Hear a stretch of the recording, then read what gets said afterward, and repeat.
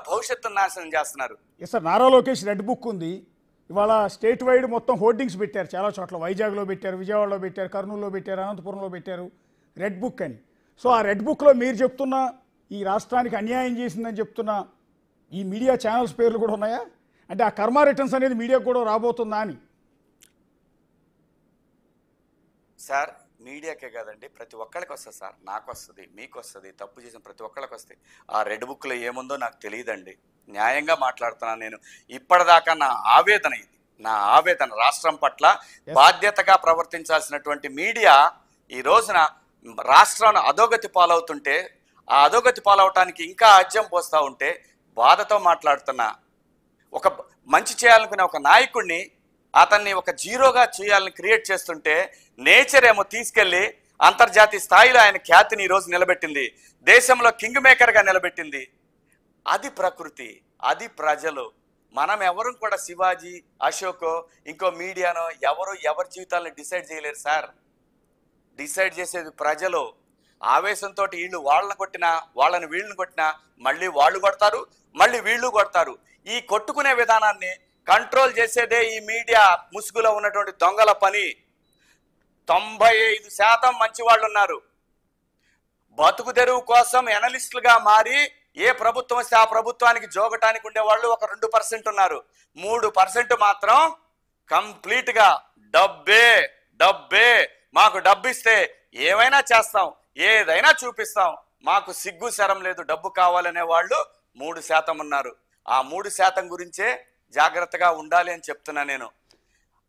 రేవంత్ రెడ్డి గారిని పిల్లల ఇంట్లో పడుకొని ఉంటే బిడ్డ పెళ్లికి కానీ ఇంట్లో పడుకున్నప్పుడు కానీ తెల్లవారుజామున వచ్చి తలుపులు పాల్గొట్టి తీసుకెళ్లిన రోజులు, బిడ్డ పెళ్లిని పెట్టుకుంటే ఆయన ఇబ్బంది పెట్టిన రోజులు, అరెస్ట్ చేసి జైల్లో వేసి బెయిల్ రాకుండా చేసిన రోజులు, ఇవన్నీ మర్చిపోయామనుకున్నారా? ఒక నాయకుడిని, ప్రపంచం మెచ్చిన నాయకుడిని మీరు తీసుకెళ్లి జైల్లో పెడితే ప్రజలు చూస్తూ ఊరుకుంటారా?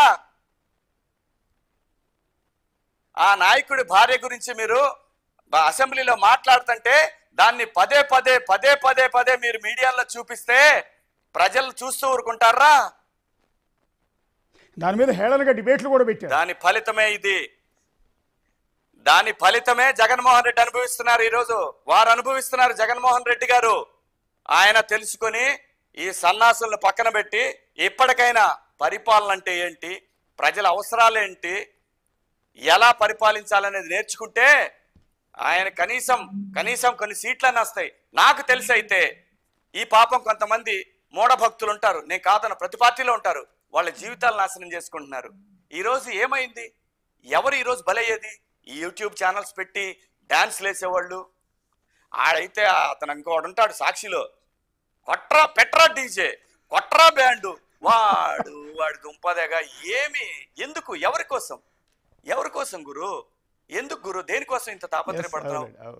నువ్వే కాదు, నీలాగా ఇంకో పార్టీలో ఉన్నా నేను ఇదే అడుగుతా, దేనికోసం ఇంత తాపత్రయపడుతున్నావు? నీలాంటి బిడ్డలు, నీకున్న బిడ్డలు లాంటి వాళ్ళు కొన్ని కోట్ల మందికి అన్యాయం జరుగుతుంది. దాని గురించి మేము మాట్లాడుతున్నాం. మా బిడ్డలకేం పర్లా, ప్రజలు ఇచ్చేశారు, సినిమాల రూపంలో మాకు ఇచ్చారు, ఆస్తులు ఇచ్చారు, అన్నీ ఉన్నాయి సార్. మేము మాట్లాడుతుంది ఇంత చేసిన సమాజానికి తిరిగి ఇవ్వాలని మాట్లాడుతున్నాం. అంతేగాని ఎటువంటి స్వార్థం లేదు, అహంకారం లేదు, పొగరు లేదు. ఆవేదన ఉంది.